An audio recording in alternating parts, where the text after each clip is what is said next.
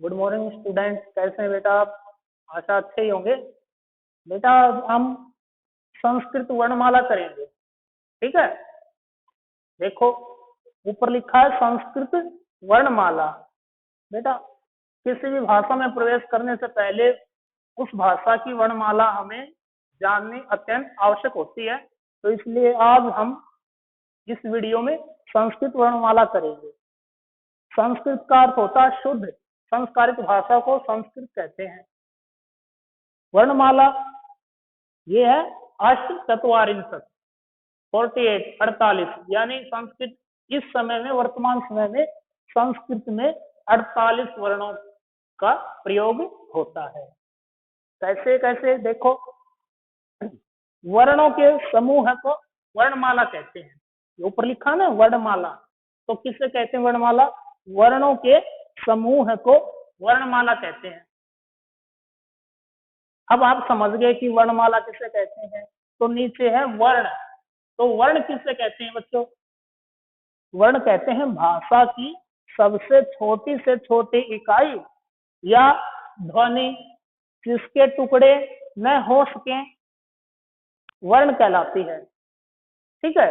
भाषा की सबसे छोटी से छोटी इकाई या ध्वनि जिसके टुकड़े न हो सके वर्ण कहलाती है, जैसे अ, ई इत्यादि।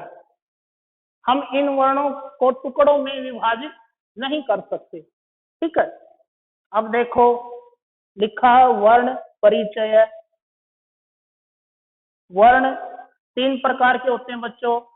पहला है स्वर वर्ण, दूसरा अयोगवाह वर्ण, तीसरा व्यंजन वर्ण।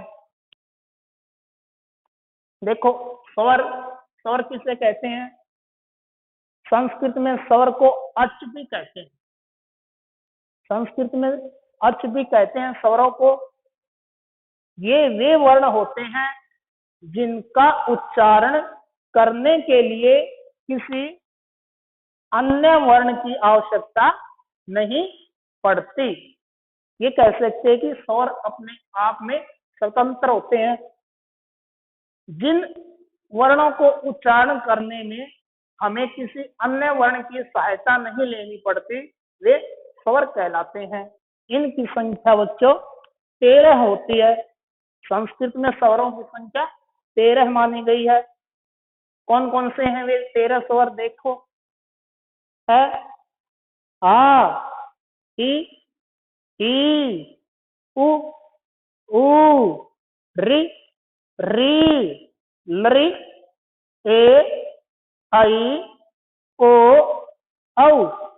ये 13 स्वर होते हैं बच्चों। जब हम इनका उच्चारण करेंगे तो हमें किसी अन्य वर्ण की आवश्यकता नहीं लेनी पड़ती, इन्हें ही स्वर कहते हैं। आगे है नंबर 2 पे अयोगवाह। अयोगवाह की संख्या संस्कृत 2 होती है। कौन कौन से होते हैं? अनुस्वार और विसर्ग। अनुस्वार होती जो बिंदी होती है अक्षर के ऊपर, उसे अनुस्वार कहते हैं। ये इनका उच्चारण होता है नासिका से, नाक से बोले जाते हैं ये। दूसरे नंबर पर है विसर्ग। ये 2 बिंदी होती हैं जो शब्द के अंत में लगाई जाती हैं, इन्हें विसर्ग कहते हैं। इनका उच्चारण होता है हकार, कंठ से बोले जाते हैं ये। तो बच्चों हमने जान लिया कि वर्ण किसे कहते हैं, स्वर की परिभाषा को समझ लिया। स्वर वे होते हैं जिनका उच्चारण किसी अन्य वर्ण की सहायता से नहीं करने पड़ते, अपने आप में ये उच्चरित हो जाते हैं। तो संस्कृत में 13 स्वर होते हैं, 2 अयोगवाह होते हैं, अनुस्वार और विसर्ग। फिर बच्चों ये स्वर मात्रा की दृष्टि से 3 भागों में विभाजित हो जाते हैं। 3 भाग बन जाते हैं स्वरों के। कौन कौन से? ह्रस्व स्वर, दीर्घ स्वर, प्लुत स्वर। ह्रस्व स्वरों की संख्या 5 यानी 5 होती है, ठीक है। कौन कौन से? अ, ई, उ, रि, लरि। ये 5 ह्रस्व स्वर होते हैं बच्चों। इनका कभी दीर्घ नहीं होता, ठीक है। ये है। दूसरे नंबर पे आते हैं दीर्घ स्वर। इनकी संख्या होती है अष्ट यानी 8। ये हो गए आ, ई, उ, री, ए, ऐ, ओ, औ। ये हो गए 8 दीर्घ स्वर। तीसरे नंबर पे आता है प्लुत स्वर। इनकी संख्या 9 होती है। आ, ई, उ, री, लरी, ए, ऐ, ओ, औ। देख लो ये 9 है। तो बच्चों ह्रस्व स्वर उसे कहते हैं जिनके उच्चारण करने में हमें कम से कम समय लगे, यानी एक पलक झपकने का समय लगे। हमारी जो पलकें हैं वो झपकने का जितना समय लगता है उन्हें ह्रस्व स्वर कहते हैं। और ह्रस्व से दुगुना समय जिन वर्णों में लगे उन्हें दीर्घ स्वर कहते हैं। और प्लुत स्वर उन्हें कहते हैं जिन्हें ह्रस्व और ह्रस्व से 3 गुना तिगुना समय लगे उन्हें प्लुत स्वर कहते हैं। जैसे ओम, ओम शब्द का हम उच्चारित करेंगे तो प्लुत स्वर होगा। इनको दर्शाने के लिए वर्ण के अंत में 3 का अंक जोड़ दिया जाता है। ये देखो 3 का अंक है ये, ठीक है।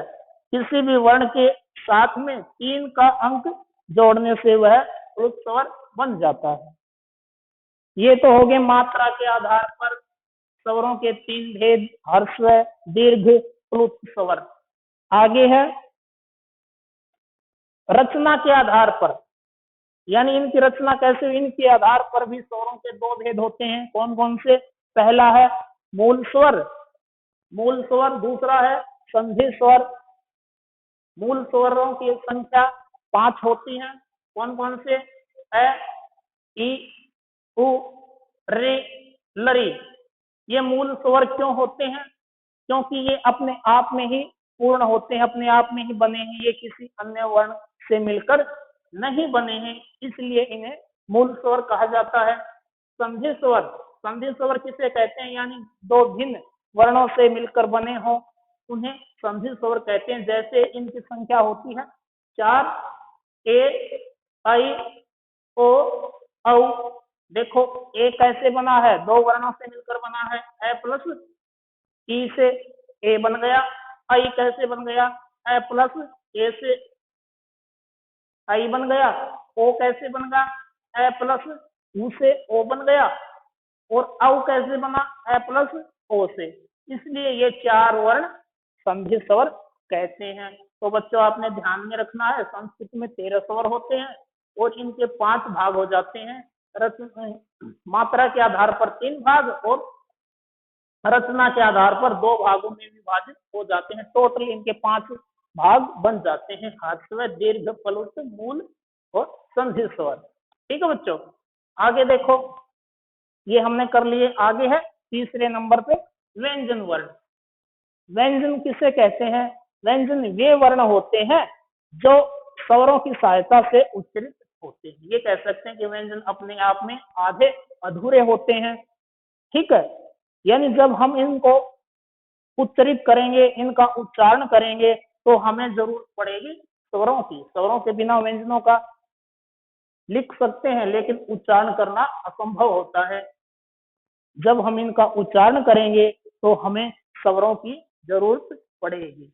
तो ये होगी व्यंजन की परिभाषा। व्यंजन संस्कृत में 33 होते हैं, 63। इनके 3 भाग होते हैं व्यंजन के। पहला है स्पर्श व्यंजन, दूसरा है अंतस्थ व्यंजन, तीसरा है ऊष्म व्यंजन। तो स्पर्श व्यंजन किन्हें कहते हैं?